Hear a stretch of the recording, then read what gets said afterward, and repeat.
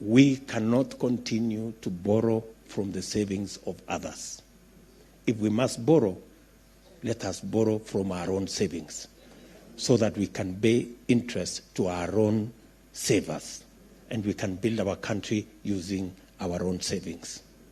I am very clear, I am very keen, and I'm sure we will be working with our members of parliament and members of Senate, National Assembly, so that we can provide the framework for Kenya to save, so that we can become good men and women and leave an inheritance for our children.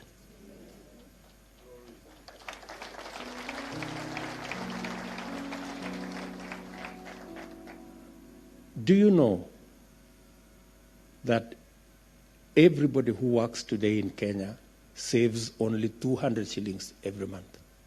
How much? Not 2,000.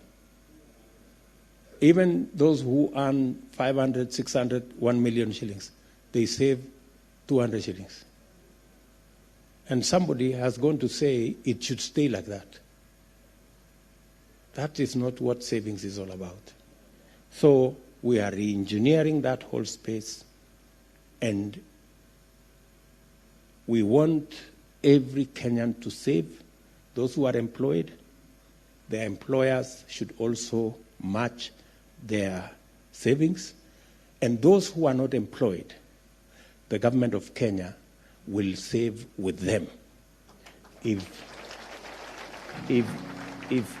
any Kenyan saves an amount, the government of Kenya will give them money equivalent to a percentage of their saving to become part of their savings.